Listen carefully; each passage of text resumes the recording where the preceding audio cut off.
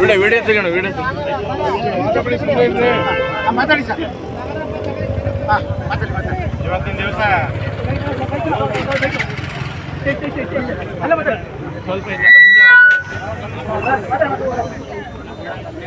ದಿವಸ ಮೈಸೂರಿಗೆ ಪಾದಯಾತ್ರೆ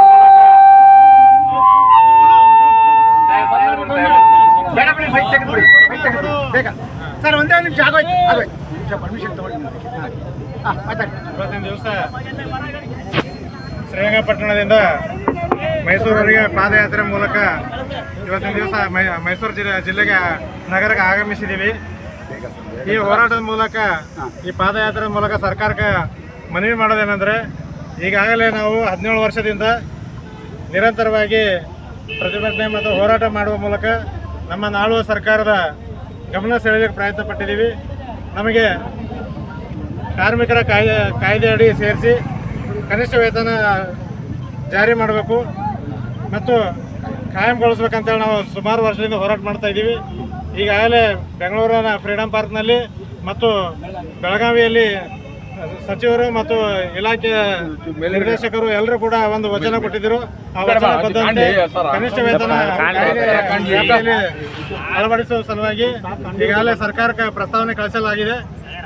ಈ ಹಿಂದೆ ಒಂದು 2-3 ವರ್ಷ ಹಿಂದೆ ಸನ್ಮಾನ್ಯ ಈಗಿನ ಮುಖ್ಯಮಂತ್ರಿಗಳಾದಂಥ ಸಿದ್ದರಾಮಯ್ಯ ಸಾಹೇಬರು ಆಗ ವಿರೋಧ ಪಕ್ಷದ ನಾಯಕರಾಗಿದ್ದರು.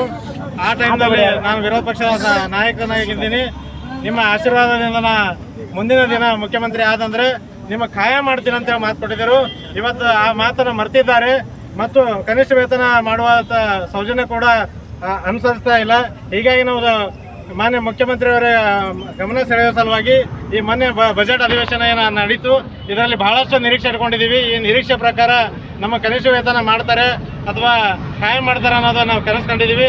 ಅದು ನುಚ್ಚು ಆಗಿರೋದ್ರಿಂದ ಮತ್ತು ಯಾಕೆ ನಮ್ಮ ಬಗ್ಗೆ CM ಅವರು ಇಷ್ಟ ಮಲತಾಯಿ ಧೋರಣೆ ಮಾಡ್ತಾ ಇದ್ದಾರೆ, ನಮ್ಮ ಬಗ್ಗೆ ದಿವ್ಯ ನಿರ್ಲಕ್ಷ್ಯ ತೋರ್ತಾ ಇದ್ದಾರೆ ಅನ್ನೋ ಪ್ರಶ್ನೆಯನ್ನು ನಾವು CM ಅವರ ತವರು ಜಿಲ್ಲೆಯಲ್ಲಿ ಅವರ ಮನೆಗೆ ಹೋಗಿ ಭೇಟಿಯಾಗಿ ನಾವು ಕೇಳಬೇಕು ಮತ್ತು ನಮ್ಮ ನ್ಯಾಯ ಪಡಿಬೇಕಂತೇಳಿ ಇವತ್ತಿನ ದಿವಸ ನಾವು ಶ್ರೀರಂಗಪಟ್ಟಣದಿಂದ ಮೈಸೂರುವರೆಗೆ ಪಾದಯಾತ್ರೆ ಮೂಲಕ ಇವತ್ತಿನ ದಿನ ಮೈಸೂರು ನಗರಕ್ಕೆ ಆಗಮಿಸಿದ್ದೀವಿ.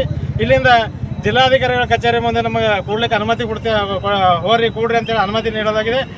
ಇವತ್ತಿನಿಂದ ಅಮಾನತ ಉಪವಾಸ ಆಗಿದ್ರೆ ಜಿಲ್ಲಾಧಿಕಾರಿಗಳ ಕಚೇರಿ ಮುಂದೆ ಕೊಡ್ತೀವಿ. ಈ ನಡುವೆ ಏನಾದರೂ ನಮ್ಮ ಕಾರ್ಯಕರ್ತರಿಗೆ ಏನಾದರೂ ತೊಂದರೆ ಅನಾಹುತ ಆದರೆ ಅದಕ್ಕೆ ಸರ್ಕಾರವೇ ನೇರ ಹೊಣೆ ಇರ್ತದೆ ಅಂತೇಳಿ ಈ ಮೂಲಕ ಎಚ್ಚರಿಕೆ ಕೊಡ್ತೀವಿ. ಕೂಡಲೇ ನಮ್ಮನ್ನು ಕನಿಷ್ಠ ವೇತನ ಕಾಯಂ ಮಾಡಬೇಕು. ಕಾಯಂ ಮಾಡ್ಲಿಕ್ಕೆ ನಿಮಗೆ ಸಮಯಾವಕಾಶ ಬೇಕಾದರೆ ನೀವು ಕನಿಷ್ಠ ವೇತನ ಜಾರಿ ಮಾಡಿ ನ್ಯಾಯ ಕೊಡಬೇಕಂತೇಳಿ ಈ ಮೂಲಕ ನಾವು ಸರ್ಕಾರಕ್ಕೆ ಒತ್ತಾಯ ಪಡಿಸ್ತೀವಿ.